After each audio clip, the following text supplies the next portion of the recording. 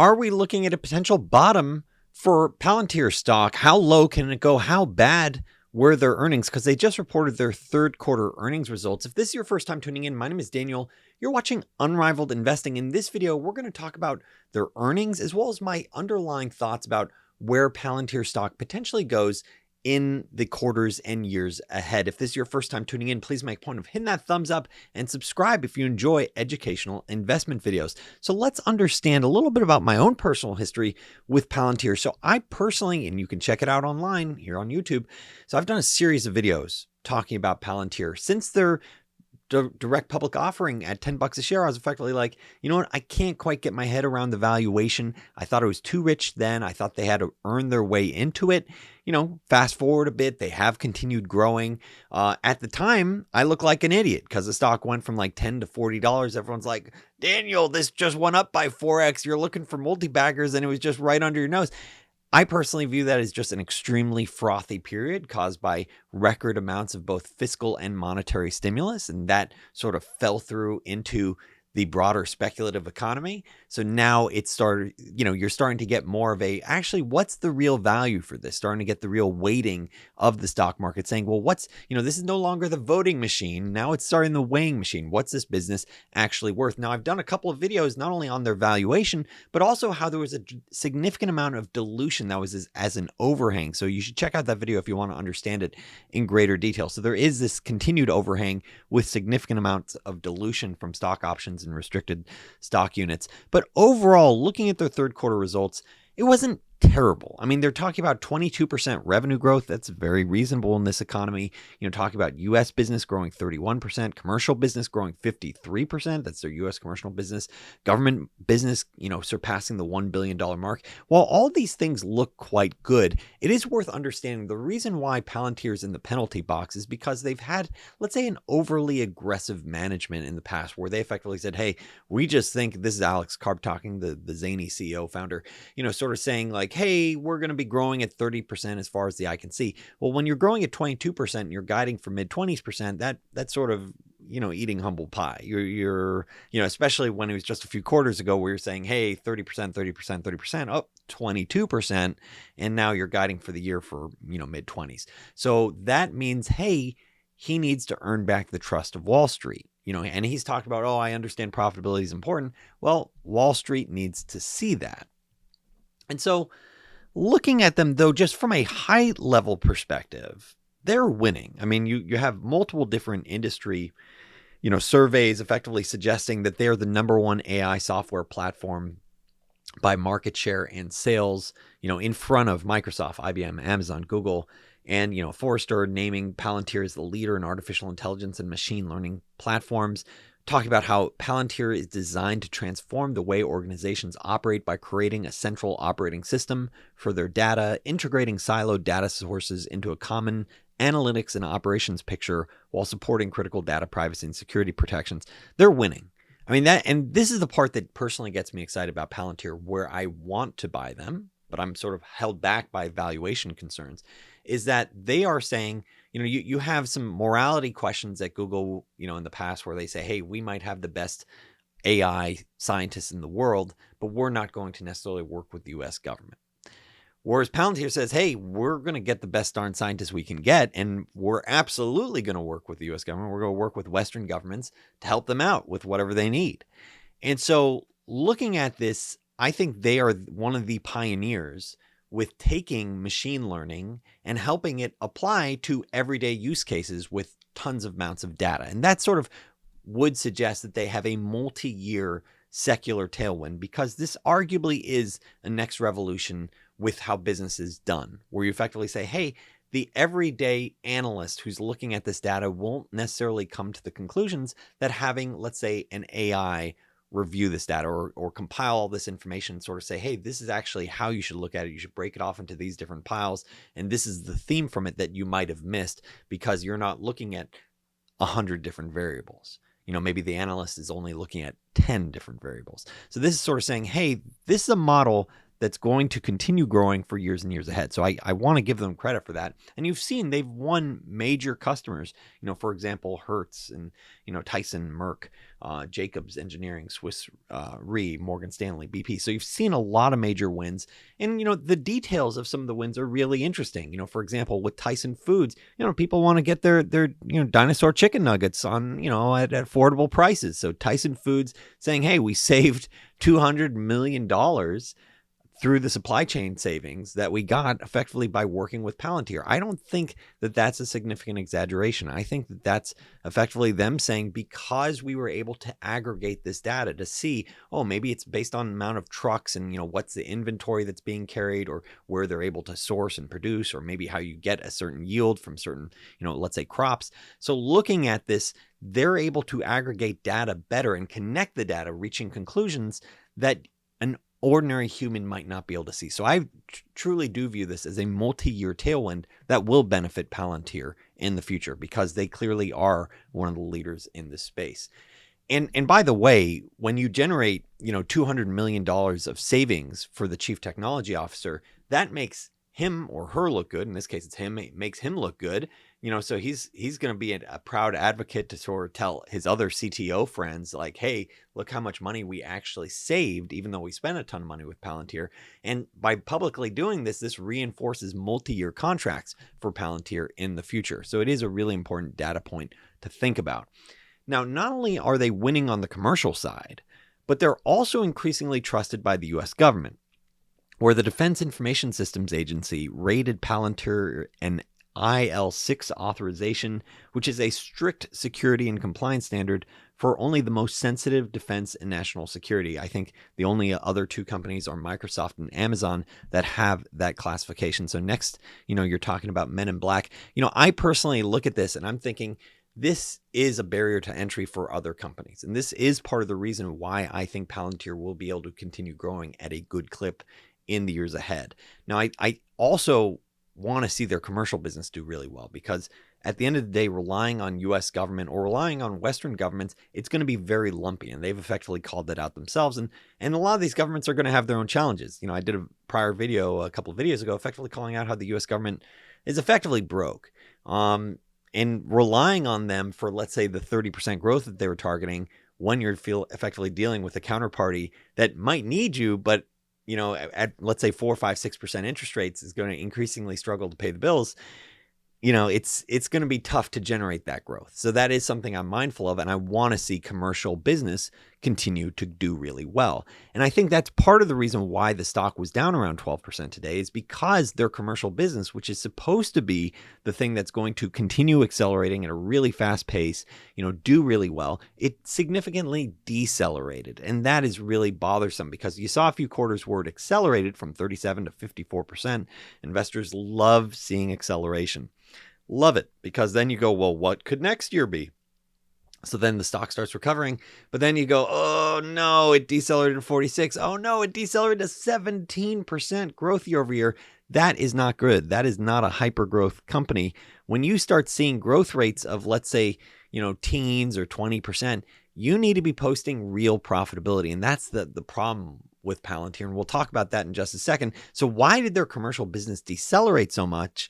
They talk about how their international commercial business was roughly flat year over year and continues to be affected by both macroeconomic conditions and the strengthening dollar, talking about a number of customers in the UK, Europe, and Asia, typically entering contracts denominated in US dollars. As a result, because the US dollar is so much stronger, it's making it harder for them to expand their business. This has been something I have been calling out for months now, saying, look, the strong US dollar is going to be a multi-quarter headwind for a lot of companies, Palantir included. And that's the reason why you're seeing lower growth and hence lower valuation. Another aspect is that, look, everyone knows you need to be profitable now. The times have changed, folks. And yet here it is, they're still hugely unprofitable. You can see loss from operations, 62 million versus 91 million. You see their actual net income is even worse prior year over year. That's significantly due to effectively a decline in their securities portfolio, down 260 million during the year. So that's the reason why they're reporting such a big loss. But I focus on the loss from operations. That's sort of the key item focus on. So that, it did get a little bit better year over year, but still hugely unprofitable. At this point, you guys, wait, Daniel, Alex Karp always talks about the adjusted figure. Isn't that great? Like, they're significantly free cash flow positive. Well, yeah, they're free cash flow positive because they keep giving away part of the company. During the first 9 months of the year, they had stock-based compensation of $400 million. How about they pay their employees in cash and see what the free cash flow looks like? Because in that scenario, they're actually hugely cash burn. And that's the part that really bothers me about a lot of these companies, especially when management does it, is it sort of reflects a cognitive dissonance. When you're saying, hey, look at our free cash flow, but in reality, we're diluting you each year, or you're losing a few percentage of the company each year to our shareholder base. Separate the two things. Look at some of the best companies in the world. They don't have to constantly dilute their shareholders. Some of them do, but look at this. And I'm saying separate the concepts. Don't say stock-based compensation and add that back to free cash flow. Or don't add it back to your adjusted earnings. You can include in your free cash flow figure, but it's just, if you believe it, you're lying to yourself. And at the end of the day, you're the easiest one to fool. And so I look at this and I'm sort of thinking like, man, management needs to wake up. That talking about their free cash flow figures, with significant stock-based compensation is just sort of silly. That's my personal take. The question is, okay, so how low does Palantir go from here? First, if you're looking to take charge of your investment journey, consider unrivaledinvesting.com for compelling investment ideas, real-time portfolio updates, and our exclusive Discord server available for annual subscribers. And full disclosure, this is not financial advice. So thinking about Palantir, where does the stock go from here? Now it's around $7 a share, down 30% from its initial direct public offering at $10 a share, down, over 75% from its high of 40 something dollars a share. So absolutely crushed. The question is, okay, so where does it go and how low does it ultimately go from here? At the current price, if management executes and they're able to continue growing, let's say at 25% in the years ahead on that's a diluted per share basis. Given the fact that there is real dilution each year. I use a fully diluted share count. If you want to actually calculate that, go to their latest 10Q and look up anti-dilutive to understand. That's, in my opinion, a more realistic assessment if you want to think about what the upside is to the stock, where the stock goes. And so that's, this is a more accurate assessment. You'll see a lower market cap, let's say on your Yahoo Finance or Bloomberg. But the reality is if you want to think about what your true upside is, you need to factor in all the stock options and all the restricted stock units, even if they're slightly out of the money. And the stock has fallen so significantly that they are, but still, this is, in my opinion, this is the way to think about it based on the latest data that's available. So around $17 billion valuation for a company with $1.9 billion in revenue this year. That's effectively what they're guiding to, which is mid 20s, low 20s% growth, which is certainly not what management previously guided to of 30% as far as the eye can see. And keep in mind, they're hugely, hugely unprofitable. I'm assuming, let's say, a range of profitability, real profitability, of around 25%, give or take, that this gets valued on in 5 years from now.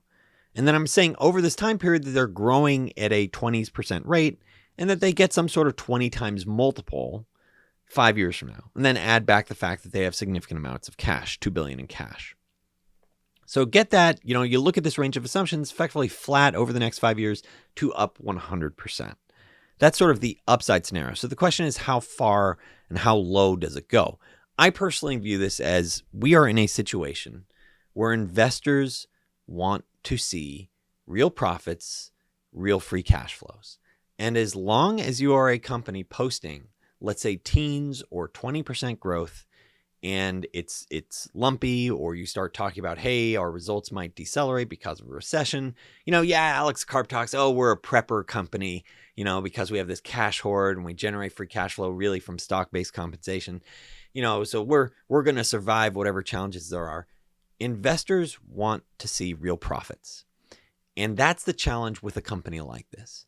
Is without real profits, investors can sort of look at an analysis like I just penciled out and still say, hey, you're nowhere near these margins. You're nowhere near 25% profit margins. You're still hugely unprofitable. I want to see a real earnings multiple before I consider buying this. I want to see real sort of valuation backstop, in which case the stock can get ridiculously cheap, much lower from here. That's effectively the concern when you're not running a significantly profitable business. So then, like, maybe you have some sort of, at what price would an acquirer come in? Honestly, I'm not sure, but it wouldn't surprise me to see this trade much lower from here, even at $7. Now that's sort of my own personal framework, and that's personally why, even though I think it could work out, I'm personally not buying it yet. Even though, looking at this framework, I'm saying, hey, maybe there's 100% upside over the next 5 years, maybe it's break even. I think they need to prove their margins. And I think it's a really, really important point for investors to consider. Like, just because they're a $2 billion revenue company doesn't give them an excuse, in my opinion, for having negative profit margins. Like, you might say, well, wait a second, this is a growth phase investment. Like, they have years and years of growth in front of them. It's okay for them to be investing huge amounts. Okay, sure. But that doesn't mean it has to be part of your investment journey. Case in point, Microsoft, when it was a 1.8 billion revenue company, so similar size business, had 30% profit margins. This was back in 1992, and then it proceeded to continue growing at very high rates, faster than they're currently growing. And that's the concern, is that you could have bought, let's say, Microsoft in the 90s, at a 30 times earnings multiple. Whereas here, you're sort of saying, well, what's the valuation?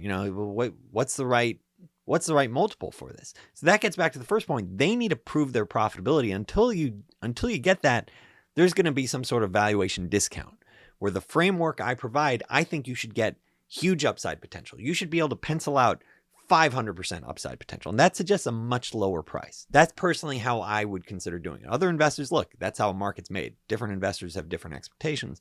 But I personally wouldn't do it in this environment until you can pencil out something where it's like, hey, this is going to be incredible. This is just tremendous upside potential. For example, I called out to my Unrivaled Investing subscribers last week a company that has grown earnings consecutively every year for more than the last 3 decades. Okay, so just incredible growth, incredible profitability over time, year after year increases, and trading at 15 times free cash flow. This company, it's not really generating real free cash flow. It's stock-based compensation. It's not generating real profits. They have a real value proposition. So I believe the growth is going to be there. I just think that they're going to have to sort of earn their way into their valuation over time. So what do I think actually happens with the stock? I think you could see a lower bound from here. I don't know if 7's the bottom. I think, maybe it's possible it's closer to 5. Maybe it's even lower than that. I think that's certainly possible looking at it, especially as companies start facing, let's say, economic pressure because of a recession in the coming quarters. So I see that sort of as a bound. I'm not sure what the exact bottom is.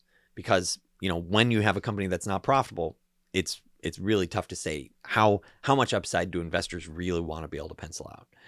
I personally look at this, looking at how companies have sort of bottomed out in the past. What typically happens is that it goes on for several quarters, maybe even a year or 2, maybe 3, where the company just sort of proves themselves, generate 20% growth, no longer unprofitable. Start to become profitable, continue that 20% growth.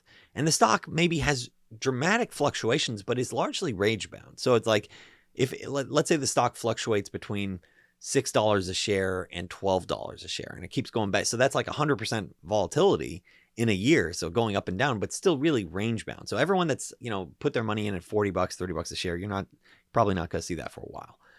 This is my expectations. Look, of course, stock price can go way higher, way lower. I'm just sort of saying, let's try to have some sort of rational framework to think about this. And so I think you have the fundamentals backfill, that valuation. So the fundamentals, they got to earn into their valuation until you reach a point where in the next few years, investors go, oh my gosh, I've sat on this for so long. It hasn't gone anywhere. Let's say you bought it at 11 or you bought it at 15 and then you see it do this drop and then it goes back to 11. It's gone on for quarters. And once you get this sort of fatigue in the stock and people are like, oh God, I don't want to hear Alex Karp say some wackadoodle thing again, another strange quarter from him, like he's really interesting to listen to. I don't necessarily think he's the best CEO. I probably should have a better operator in there, but hey, you know, he's got some animal spirits going for him. And I love his hair. I mean, I don't know if I should get the crazy Alex Karp hair going myself. But I look at this and I think it's just going to be range bound for a few years. That's my personal take. Like maybe $7 a share to $12 a share, something like that, until people just say, ugh, I don't want to own this anymore. And then it trades at like a cheap multiple to actual earnings or a cheap multiple to actual free cash flow. And that's what I'm saying. Like management needs to deliver in the years ahead. So I'd absolutely love to see them deliver, and I'd absolutely love to buy them because I believe, like, I agree with the mission of helping Western governments. I believe in, you know, helping companies over time grow. I just think it's still not there from a valuation perspective. So anywho, I hope you enjoyed this video. If you did, please make a point of hitting that thumbs up and hit that subscribe button. Thanks so much for watching Unrivaled Investing.